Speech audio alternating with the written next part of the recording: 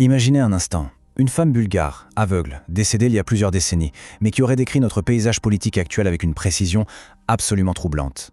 Et si ces prophéties pour l'année 2026 n'étaient pas juste de vagues messages, mais de véritables avertissements qui peut-être commencent déjà à prendre forme sous nos yeux? La lumière ne sauvera pas tous, seulement ceux qui la voient. Cette phrase, un peu énigmatique, est vraiment au cœur de ces visions pour les années à venir. On dirait que ce qui nous attend est moins une question de survie physique que de perception. Alors, qu'est-ce que ces mots veulent vraiment dire pour notre futur? C'est ce qu'on va explorer. D'abord, parlons d'elle. Son nom, c'était Baba Vanga. Née en 1911, sa vie bascule complètement à l'âge de 12 ans.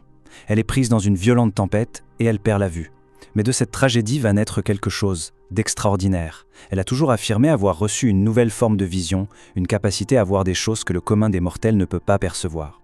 Et sa réputation, elle s'est bâtie sur des prédictions qui, avec le recul, sont étrangement précises. Pensez-y, elle aurait parlé d'oiseaux de fer frappant l'Amérique des décennies avant le 11 septembre. Elle aurait évoqué une vague immense qui engloutirait une grande côte, avant même le terrible tsunami de 2004. Elle aurait même prédit l'ascension d'une force terrifiante au Moyen-Orient et l'élection du 44e président américain, un homme afro-américain. Forcément, avec de telles visions, des dirigeants du monde entier comme de simples curieux se sont pressés à sa porte et beaucoup en seraient repartis profondément ébranlés. Mais parmi toutes ces visions, il y en a qui sont particulièrement troublantes. Celles qui concernent un leader américain bien spécifique. Un leader dont la simple présence, selon elle, allait secouer les fondations même du pouvoir mondial. Et c'est cette prophétie-là qui résonne d'une manière très particulière aujourd'hui. Ce qui est fascinant ici, ce sont les détails. Elle n'est pas restée vague. Elle a parlé d'un homme puissant, issu non pas de la politique traditionnelle, mais du monde de l'or et du commerce. Un homme qui allait gagner contre toute attente, défiant tous les pronostics. Elle a décrit une sorte de persécution sans relâche, des procès, des attaques juridiques et politiques. Et surtout, elle a prédit son retour au pouvoir. Après une période d'absence, une sorte d'exil. Franchement, les parallèles avec la carrière de Donald Trump sont difficiles à ignorer. Et voilà le point clé de toute l'histoire. Pour Vanga, cet homme n'était ni un héros, ni un méchant. Il n'était pas le sauveur, ni le destructeur. Il était simplement le catalyseur, l'étincelle, l'élément déclencheur d'une cascade d'événements qui allait changer le monde à jamais. Et donc, selon cette prophétie, le retour de ce leader ne marquerait pas du tout un retour à la normale. Bien au contraire, ce serait le coup d'envoi d'une période de division interne aux États-Unis comme on n'en aurait jamais vu. Et elle a même donné une date pour ce moment charnière, un point de bascule, 2026.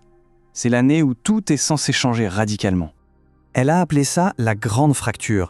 C'est une vision assez sombre d'un pays où le frère se retourne contre le frère, où l'unité nationale est menacée non pas par un ennemi extérieur, mais par ses propres démons, ses propres conflits internes. Sa vision était incroyablement détaillée.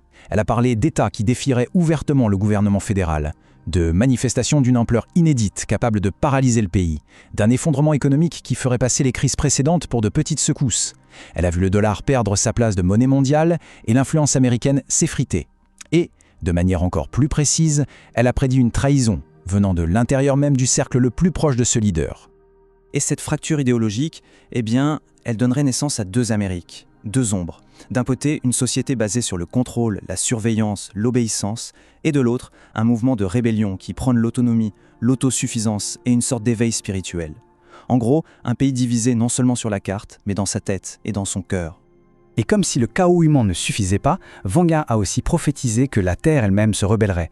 Elle a parlé de tempêtes d'une violence inouïe, de tremblements de terre dans des endroits complètement inattendus et d'un phénomène qu'elle a appelé le feu venant du ciel. Mais attention, cette crise américaine ne serait que le début, la première pièce du domino.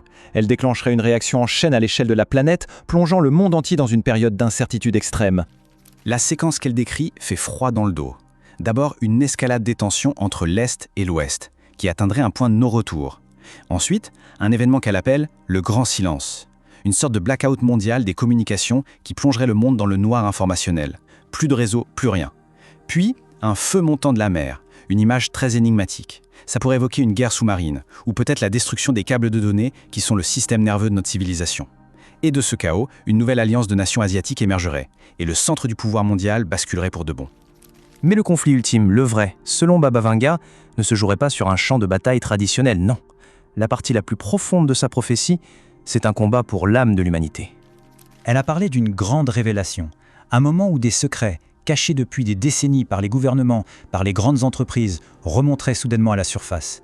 Et cette vérité ne viendrait pas des médias traditionnels, mais de sources indépendantes, décentralisées, impossibles à faire taire. Et c'est là qu'on arrive au cœur du sujet. La plus grande guerre de notre époque ne serait pas menée avec des bombes ou des missiles, mais entre la vérité et la tromperie. Un combat pour la clarté, au milieu d'un brouillard de propagande et de désinformation, qui forcerait chaque individu à choisir, à discerner par lui-même ce qui est réel de ce qui ne l'est pas. Et pourtant, au milieu de toutes ces visions assez sombres, il y a une lueur d'espoir. Vanga a dit que des cendres de cette division naîtrait une Amérique renaissante, une nation qui ne serait pas reconstruite par la politique, mais par un éveil de conscience chez les gens ordinaires, des gens qui commenceraient enfin à voir au-delà des illusions. Finalement, tout ça nous amène à la question centrale. Est-ce que les prophéties de Vanga annoncent la fin du monde tel qu'on le connaît, ou est-ce qu'elles annoncent plutôt la fin d'une ère d'ignorance? Un chaos peut-être, mais un chaos nécessaire pour forcer un éveil collectif. On termine avec son dernier message, qui est à la fois obsédant et puissant.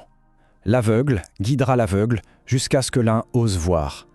Peut-être que son avertissement pour 2026 n'est pas une fatalité. Peut-être que c'est une invitation à oser ouvrir les yeux. La question n'est donc pas tant de savoir si ces prophéties se réaliseront, mais plutôt de savoir si on saura les reconnaître le moment venu.